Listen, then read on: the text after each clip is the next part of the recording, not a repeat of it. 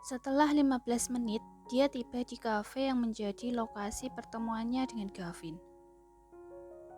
Bro, Gavin melambaikan tangan mengisyaratkan padanya untuk menuju ke mejanya.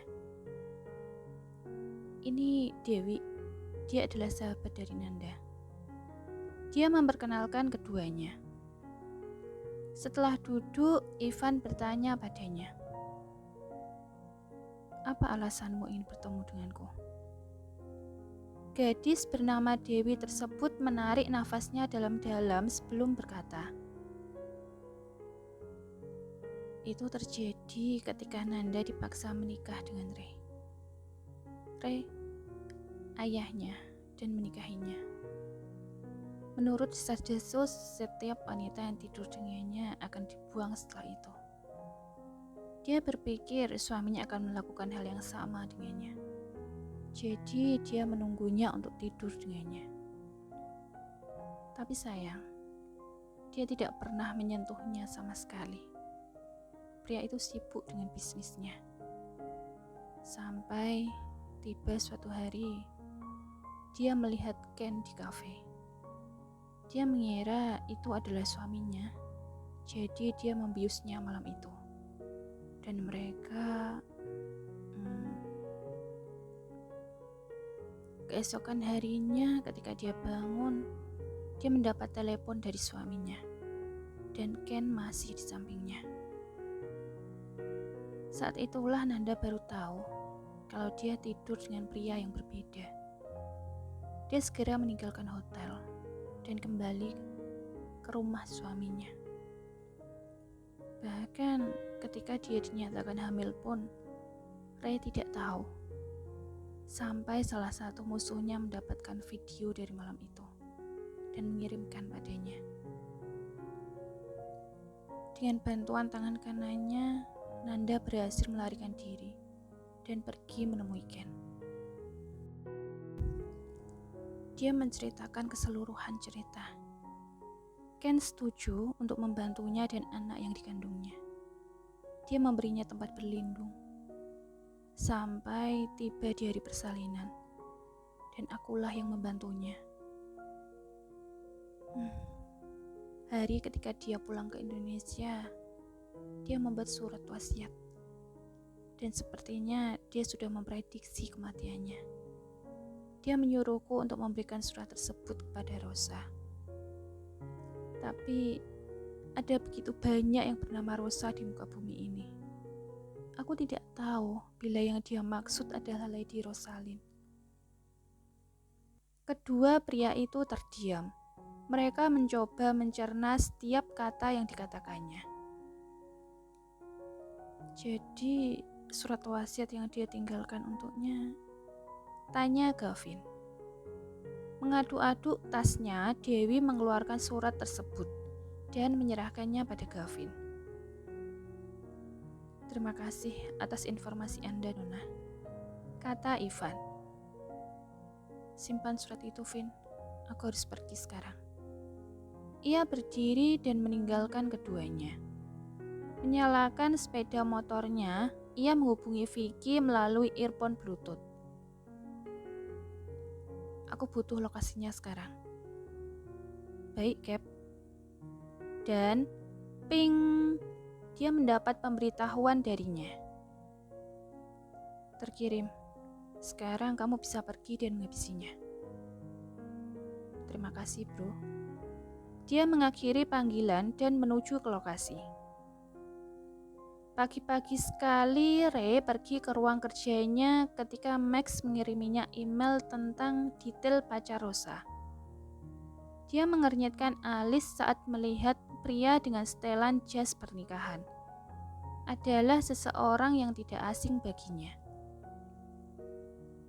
Max, teriaknya dari ruang kerjanya.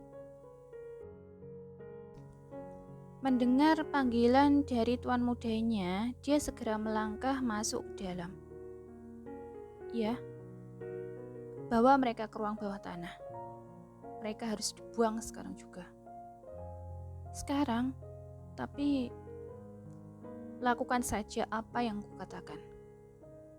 Dia memutar kursinya menghadap keluar jendela. Wisnu Aditya. Davi ke ruang bawah tanah dengan tangan diikat dan matanya ditutup kain sebelum untuk berlutut. Begitupun dengan ibunya. Saat mereka membuka penutup matanya, Rosa bisa melihat wajah putranya yang memar bekas pukulan. "Sayang, kamu baik-baik saja kan, Nak?" Katanya khawatir dan melihat wajahnya. Anak laki-laki itu mengangguk dan mengendus ibunya. "Mami, aku takut." Rosa sangat marah. Davi hanyalah seorang anak kecil. Mengapa mereka?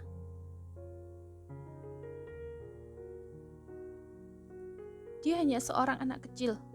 Lepaskan dia. Jika kamu ingin membalas dendam. Dia mulai menangis saat mencoba mengumpulkan seluruh sisa keberaniannya. Ini mungkin hari terakhir baginya untuk hidup. Ray tersenyum kecut. "Kamu pikir ini semua tentang..."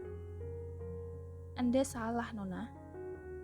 Dia menendang kursi di tengah ruangan, membuatnya terlempar patah menjadi dua. Rosa tersentak karena kaget, dan Davi sudah menangis dan menyembunyikan wajahnya di lengan ibunya. Ray berjalan mendekati Rosa dan sedikit membungkuk menyentuh ujung dagunya. "Ini adalah salahmu. Mengapa kamu menikah dengan Wisnu? Jika kamu tidak menikah dengannya, mungkin aku akan mempertimbangkanmu untuk tetap hidup. Tapi tidak setelah aku tahu siapa suamimu. Di antara begitu banyak pria, mengapa kamu memilihnya?" Semua anak buahnya menunjukkan ekspresi aneh dengan sikap bosnya hari ini. Mengapa dia begitu marah dengan wanita itu hanya karena dia sudah menikah? Apa karena Wisnu adalah musuh bebuyutannya? Atau jangan bilang dia menyukainya. Iya, Rosa adalah wanita kedua yang dibawanya ke rumah setelah istrinya bertahun-tahun yang lalu. Rosa benar-benar terkejut. Mengapa menjadi kesalahannya karena menikah dengan Ivan, dan mengapa perilaku pria ini semakin... Oh, jadi pria itu adalah Wisnu. Pantas saja aku merasa tidak asing dengannya. Batin Max yang berdiri tidak jauh dari bosnya. "Ray, dia tidak sehebat seperti yang kau kira. Aku sudah mengajarinya kemarin di stasiun kereta bawah tanah." Tepat setelah dia menyelesaikan kata-katanya, sebuah terbang melayang langsung ke wajahnya. Untungnya dia bisa menghindar dan tersebut menancap di dinding. "Kamu mengalahkannya!" Rosa berteriak. "Jangan khawatir, Nona. Jika dia memang sehebat itu, dia akan selamat. Dan dia mungkin akan datang ke sini sekarang juga." Dia mencoba menenangkannya ketika tiba-tiba ada suara keras dari lantai atas.